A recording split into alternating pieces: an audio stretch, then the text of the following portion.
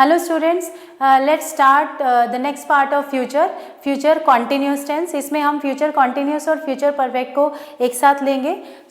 जैसे हमने गा गे गी, मैं जाऊंगा पढ़ूंगा, तो हमने वो कंसेप्ट जो है फ्यूचर इंडेफिनिट में कवर कर लिया था। अब कॉन्टिन्यूटी हमारी फ्यूचर में भी होती है, जैसे future continuous, future continuous. Future continuous में हमारा सेंटेंस की पहचान क्या है? रहा होगा, रहे होंगे। जैसे बच्चे इस समय क्या कर रहे होंगे? बच्चे शोर कर रहे होंगे, बच्चे पढ़ रहे होंगे, हम ये कर रहे होंगे, तो आने वाले समय में ऐसा हो रहा होगा। तो कुछ कॉन्टिन्यूटी में होगा नहीं, होगा तो विल प्लस वर्ब फर्स्ट है। अगर हो रहा होगा तो हम ये रूल लगाएंगे, सब्जेक्ट, यहाँ रूल है आपका subject plus will be, shall be, verb first ing plus object. ठीक है, जैसे जैसे वह खेल रही होगी तो क्या आएगा? she will be playing, she will be playing। वो नहीं खेल रही होगी, वैसे ही ब्रेक करें इसको, वैसे ही फॉर्मेशन सीखें, तो वो नहीं खेल रही होगी नेगेटिव बनाए, she will not be, will और be को ब्रेक करेंगे, she will not be playing, वो नहीं खेल रही होगी। तो क्या वो खेल रही होगी? निकालें विल को बाहर, विल शी बी प्लेइंग। क्या वो खेल रही होगी? क्या वो नहीं खेल रही होगी? Will she not be playing. वो कब खेल रही होगी या फिर वो कहाँ खेल रही होगी? फ्यूचर का सेंस ज़्यादा कहाँ में जाता है, तो वो कहाँ खेल रही होगी इस समय? Where will she be playing. वो क्या कर रही होगी? What will she be doing, what will she be doing. वो क्या कर रही होगी? वो क्या पढ़ रही होगी? तो इस तरह की फॉर्मेशन हम याद रखेंगे, कुछ भी मैं कर रही होंगी। अगर हम फ्यूचर परफेक्ट की बात करें, फ्यूचर परफेक्ट, फ्यूचर परफेक्ट में आपकी पहचान क्या होगी? रिकॉग्निशन, कुछ कर चुका होगा, लिया होगा, दिया होगा। जैसे वो जा चुका होगा, रहा होगा और चुका होगा में थोड़ा सा डिफरेंस आपने देखना है। यहाँ हमारा रूल है subject plus will have, shall have, verb third and object. ठीक है, वही फॉर्मेशन हम इसमें भी याद करेंगे। आई और वी के साथ हम शैल यूज करते हैं, बाकी ही, यू, दे, इन सभी के साथ हम विल यूज करेंगे। जैसे उसको अवार्ड मिल चुका होगा या वो दिल्ली जा चुका होगा, तो क्या होगा? वो दिल्ली जा चुका होगा, he will have gone to Delhi, वो दिल्ली जा चुका होगा। वो नहीं गया होगा, he will not.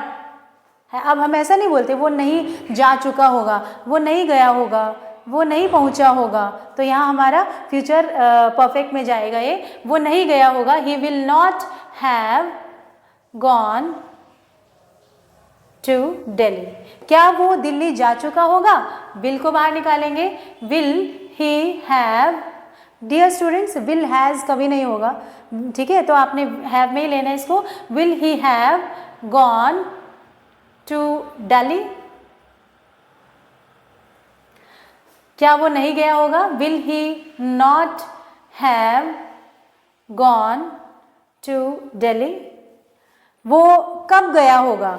when will he have gone to Delhi।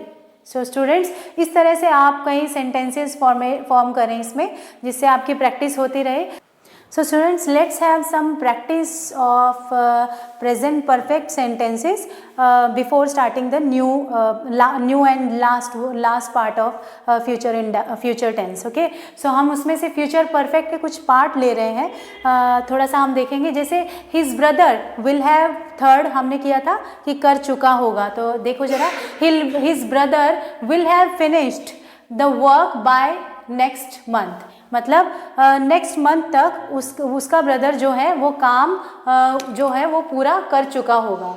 तो क्या है, उसका brother, his brother will have finished the work by next month. Students, जो भी हमारा फ्यूचर का टाइम है ना, इट्स उस समय तक, उस समय में या उस समय तक, चाहे हमारी में हिंदी आ रही है तक, तो हम वहाँ पर बाय से दिखाएंगे हम future, by tomorrow, by next year, by next Monday, तो आपने बाय से दिखाना है। ठीक है, नेक्स्ट देखिए जरा, by this time next year, मतलब इस समय तक, अगले साल, I shall have watched the film. I shall have मतलब आई और वी के साथ हम शैल लगाए हैं, तो हम बोलेंगे इस समय तक, मतलब अगले साल इस समय तक मैं ये पिक्चर देख चुका हूँगा। सो हमने बाय का टाइम लगाया, by this time next year I shall have watched the film. So let's have another rule, another sentence, you will have read Gita. अब स्टूडेंट्स, हम ऐसे, तुम गीता पढ़ चुके होंगे, हम कई बार श्योर भी बोलते हैं, तुमने गीता तो पढ़ी होगी ना,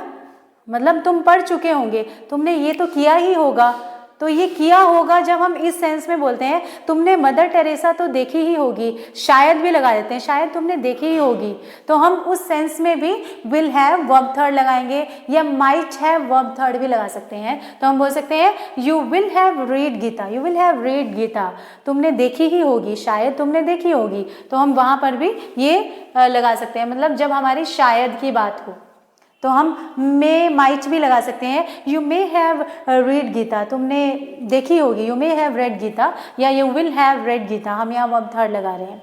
ठीक है, जैसे ही will have watched the film mother Teresa, उसने मदर टेरेसा तो देखी ही होगी, शायद उसने देखी होगी, मीन्स देख चुकी होगी, तो हर जगह हम चुका होगा नहीं बोल रहे हैं, तो इस भाव में भी हम विल हैव वर्ब थर्ड लगाएंगे, ही will have watched the film mother Teresa, तो ये भी हमारा फ्यूचर परफेक्ट टेंस है।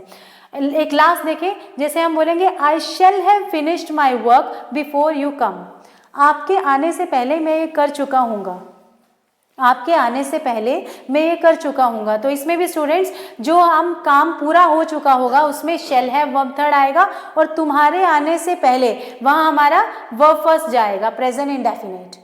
जैसे आई शैल हैव फिनिश्ड माई काम, मैं काम पूरा कर चुका हूँगा तुम्हारे आने से पहले, मतलब तुम बाद में आए, जो काम पहले हो गया है, हो चुका होगा, तो वहाँ हम लगाएंगे फ्यूचर परफेक्ट टेंस, और दूसरे पार्ट में हम लगाएंगे वर्ब फर्स्ट। सो तुम्हारे आने से पहले मैं काम खत्म कर चुका हूँगा। लास्ट देखें, the plant will have dried, जो प्लांट जो है वो सूख चुके होंगे बिफोर इट रेन्स, बारिश के होने से पहले, तो बारिश अभी नहीं हुई है, बारिश बाद में होने की संभावना है, तो हम क्या बोल रहे हैं, the plant will have dried, plants जो हैं वो सूख चुके होंगे बारिश के आने से पहले, तो यहाँ पर क्या आएगा, बिफोर इट रेन्स, तो यहाँ हम प्रेजेंट इंडेफिनिट यूज कर रहे हैं, तो यहाँ हमने वर्ब फर्स्ट यूज की है, हाफ पार्ट में हमने will have verb third. So students, इस तरह के सेंटेंस आप कि उसके आने से पहले ऐसा हो चुका होगा, तुम्हारे आने से पहले केक कट चुका होगा, ठीक है,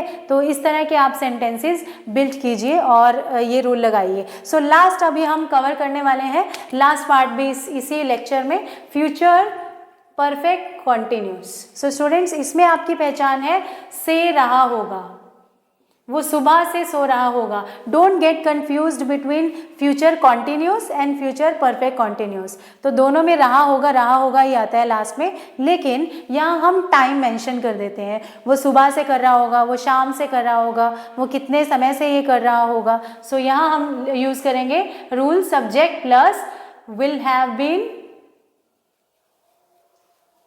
शैल हैव बीन, वर्ब फर्स्ट के साथ हम आईएनजी लगाएंगे, प्लस ऑब्जेक्ट प्लस सिंस और फोर हम पिछली वीडियो लेक्चर में हम अच्छे से कर चुके हैं। सिंस जो परफेक्ट टाइम पीरियड है, निश्चित टाइम पीरियड है, कोई ईयर है, चाइल्डहुड है, तो उसके साथ हम सिंस लगाते हैं, और अगर कोई टाइम है 2 महीने 15 दिन, हमें नहीं पता वो कौन से साल कौन से महीने के हैं, तो हम 4 लगाएंगे। जैसे वो सुबह से पढ़ रहा होगा, सो क्या आएगा, he will have been studying since morning, वो सुबह से पढ़ रहा होगा।